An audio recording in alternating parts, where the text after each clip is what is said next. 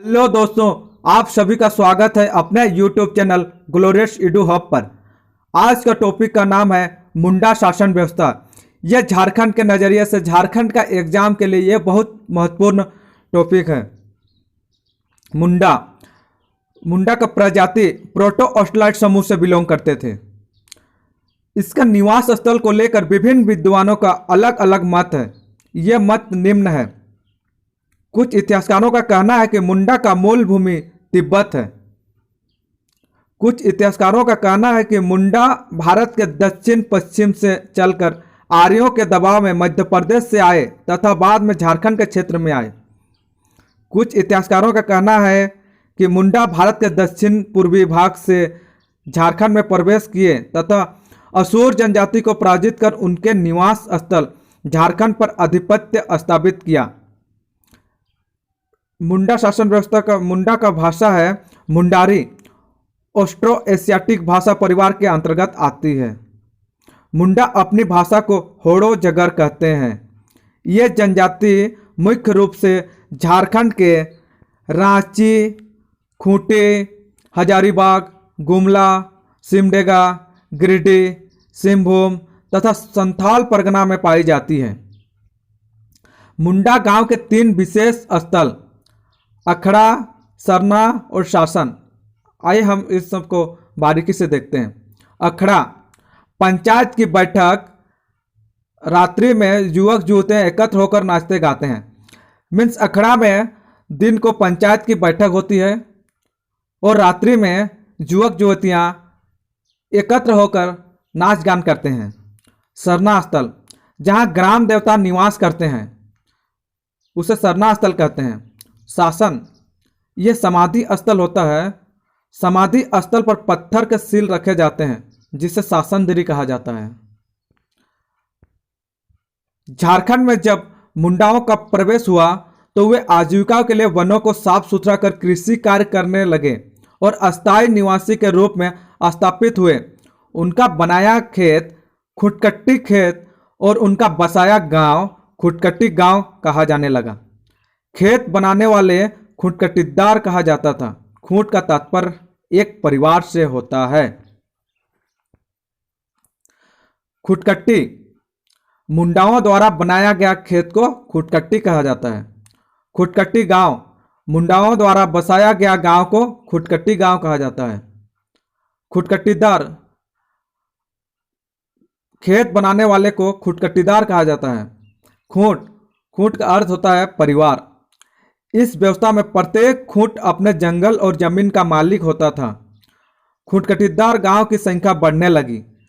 जनसंख्या बढ़ने से गांव की संख्या बढ़ने लगी, परंतु उस गांव के सांस्कृतिक, धार्मिक, सामाजिक, राजनीतिक व्यवस्थाओं का संचालन में कोई परिवर्तन नहीं आया। ऐसे गांवों की संख्या जब अधिक हो गई तो इन खुटकट्टीदार गांव की पंचायत व्यवस्था विकसित हुई। ऐसे विभिन्न गांवों को मिलाकर पढ़ा का निर्माण हुआ। पढ़ा कोई मुंडा गांवों का समूह।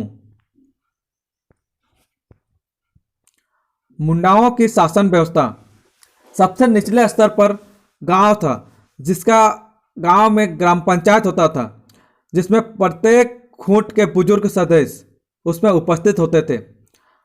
ग्राम पंचायत के प्रमुख होते थे मुंडा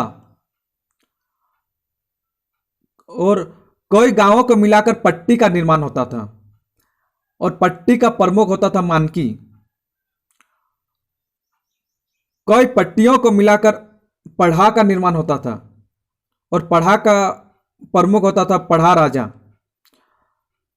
अब गांव के ग्राम पंचायत में मुंडा के द्वारा कोई से भी डिसीजन यदि पंचायत में नहीं हो पाता था तो उसको फिर उसके आगे पट्टी के प्रमुख के पास जाता था।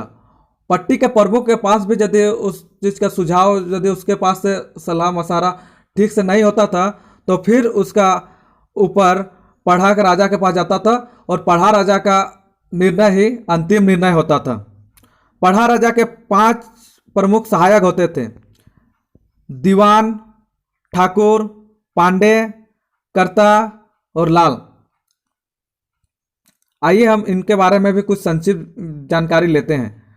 दीवान दीवान पढ़ा राजा का मंत्री होता था। ठाकुर ठाकुर पढ़ा राजा का सहायक होता था। पांडे पांडे दस्तावेजों का रखरखाव करने वाला अधिकारी होता था। लाल लाल सभा का वकील होता था। और परंपरागत मुंडा शासन प्रशासन में महिलाओं को उच्च स्थान प्रदान नहीं किया जाता था। प्रत्येक गांव में एक ग्राम पंचायत जिसका प्रधान मुंडा को कहा जाता था। कई ग्राम पंचायतों या ग्रामों को मिलकर एक पट्टी बनाया जाता था जिसका प्रमुख मानकी होता था। और कोई पट्टियों को मिलाकर पढ़ा बनता था जिसका प्रमुख पढ़ा राजा होता था। कुछ संक्षिप्त में जाने कि एक गांव का जो प्रधान होता था उसको हम लोग मुंडा बोलते हैं। और कई गांवों मीन्स कई गांवों से मिलकर एक पट्टी का निर्माण होता था, उसके जो प्रधान होते थे उसको हम लोग मानकी बोलते हैं। और कई पट्टियों मिलकर एक पढ़ा का निर्माण होता था, उसके प्रधान को हम लोग पढ़ा राजा कहते हैं। पढ़ा कई पट्टियों का समूह में एक ही कुल के सदस्य हैं। पढ़ा का एक पंचायत होता है, इससे पढ़ा पंचायत कहते हैं। पंचायत में 5 कार्यपालक अधिकारी दीवान, ठाकुर, पांडे, कर्ता और लाल होते हैं जो सभा को संभालते हैं। मुंडा ग्राम का प्रधान होता है। ग्राम सभा की बैठक की अध्यक्षता करता है। मुंडा के गांव का सामाजिक, प्रशासनिक तथा न्यायिक दायित्व मुंडा के पास होता है। पाहान यह मुंडाओं का पुजारी होता है। यह धार्मिक अनुष्ठानों, पर्व त्योहार तथा विवाह शादी में इसकी प्रमुख भूमिका रहती है। ग्राम सभा की बैठक में महत्वपूर्ण भूमिका रहती है। पाहान गांव में शांति बनाए रखने हेतु पूजा पाठ तथा बलि चढ़ाने का कार्य करता है।